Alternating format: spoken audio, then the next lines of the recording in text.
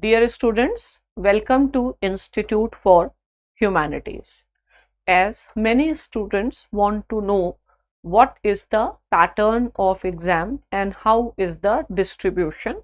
So before starting today's practice on the key concepts, I would like that you understand that for CUET PG, there will be 100 questions in your paper. The duration will be 120 minutes, means 2 hours. Fine. And as you know, this is objective test. So there are part A and part B. In part A, there are 25 questions which will test your language, general ability, mathematical and other skills, a sort of a aptitude test. Now, when you will apply for Delhi University, this marks will be counted. However, in case of JNU, they don't count this part A marks. Now, the important is the 75 questions which are going to come from your domain knowledge, because you are going to do PG in the subject. So that is why it is obvious domain knowledge is going to have greater weightage. Fine. As competition is becoming tougher, we can't take it for granted if you are looking for a good university. Now, good university is very important, because otherwise doing MA doesn't make sense.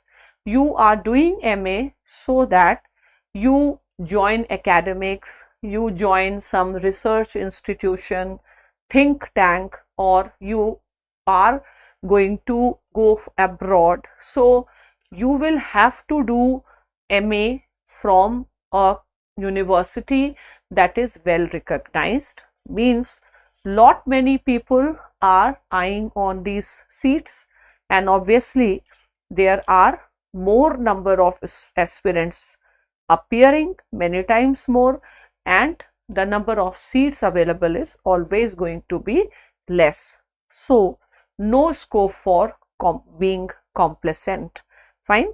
So from time to time we will also be providing you the information about our courses. Now let us get back to the work, and today once again very important topic, that is feminism.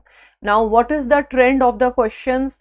They ask important personalities, they ask important works, but it is not so easy to remember the works. So how should we remember the work of the scholar? Means book of the scholar and the name of a scholar. So basically if you link it with the core idea, some story, some concept, it is easy to remember. Fine. So now let us start. So this is a part of our 23 question analysis series, so that you come to know like what is the trend. Okay. Now this 2023 question. The question is match the list, and they have given the name of the feminist scholars and their famous works. So any student of political science is expected to know these prominent personalities. Fine. So if I start with, who is the first personality here? Simone de Beauvoir. And she is the most important personality in feminism, can be considered as the mother of radical feminism. And within radical feminism there are 3 sub branches: the liberal radical, the existentialist radical, and the socialist radical. So socialist radicals combine radicalism and Marxism, liberal radical and existentialist. So if I talk about mother of liberal radicalism, it is Betty Friedan, and existentialist radical feminism, it is Simone de Beauvoir. She has written a very important book and that is the second sex. And what is her famous statement? Her famous statement is, one is not born woman, one becomes woman. What does she do here? Here she applies the existentialism of Sartre to woman condition and suggests that women should demand their right to existence and should not be living according to the essence that is given to them by society or others. And yes, I was talking about Betty Friedan, and here the Betty Friedan is, and she is the one who has, who is known as the mother of feminism. She belongs to US. Simone de Beauvoir belongs to France, and Betty Friedan had conducted a study, and she wanted to know that what is the impact of the civil rights on women in USA, and surprisingly she found that women were not as happy as it was expected. So she coins the term a problem that has no name, and this has led to the beginning of patriarchy. So what is her famous book? Feminine Mystic. So let us see, is it there or not?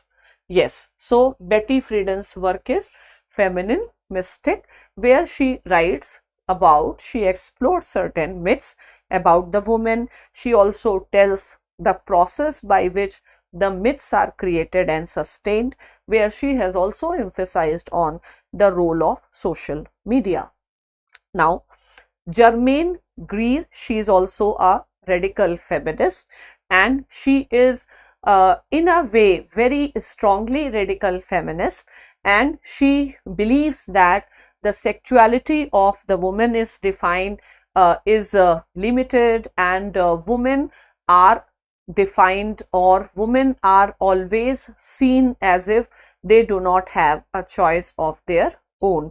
And her famous book is The Female Eunuch, where women are considered to be a eunuch or the female eunuch.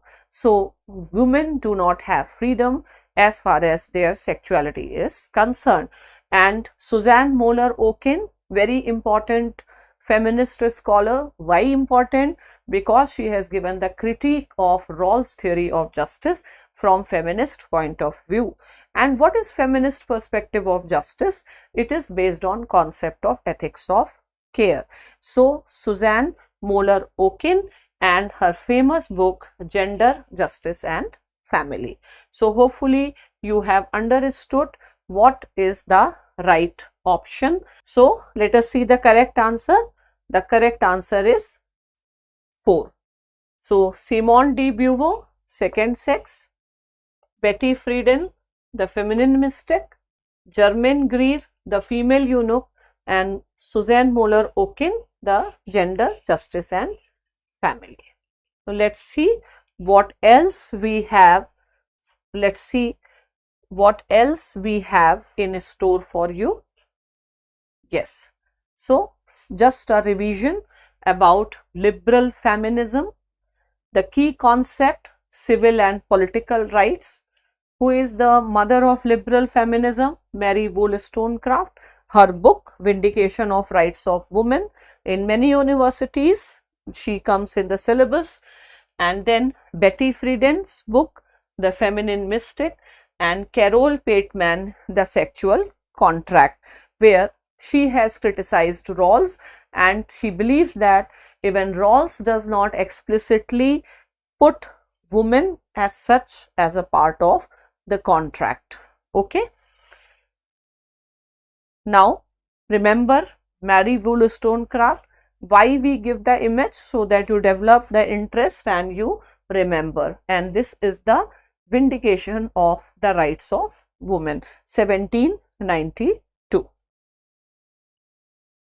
Now Betty Friedan, her work and her very work, which is now a classic of radical feminism or liberal radical feminism, The Feminine Mystic.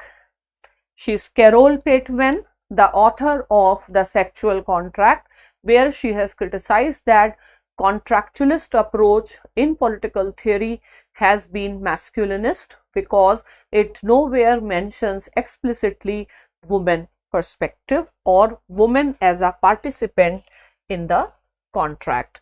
Marxist and socialist feminist. So socialist feminists are now combination of radical and Marxist. So these are overlapping term.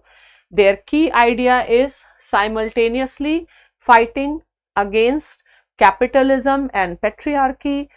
Important scholars like Iris Marion Young, who has given the concept of differentiated citizenship for women, Sheila Rowbotham, she is also a socialist feminist, Shule Smith Firestone, she has given the dialectics of sex, and Kate Millett, the sexual politics.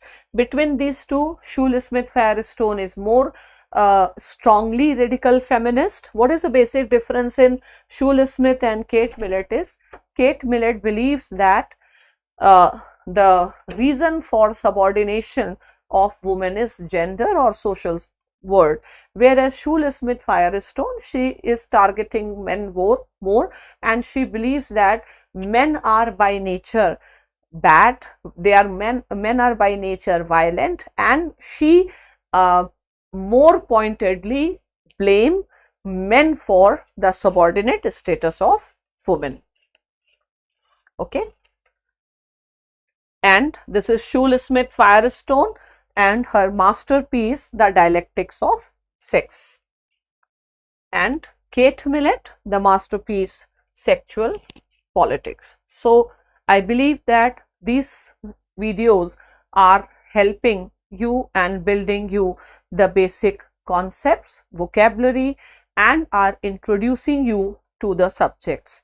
And as far as political science is concerned, the interest of students is increasing a lot, and many students from non-political science background, they also appear for these tests, CUET tests. They also go for the PG in the subject, and these lectures are going to provide them a very good base. Thank you.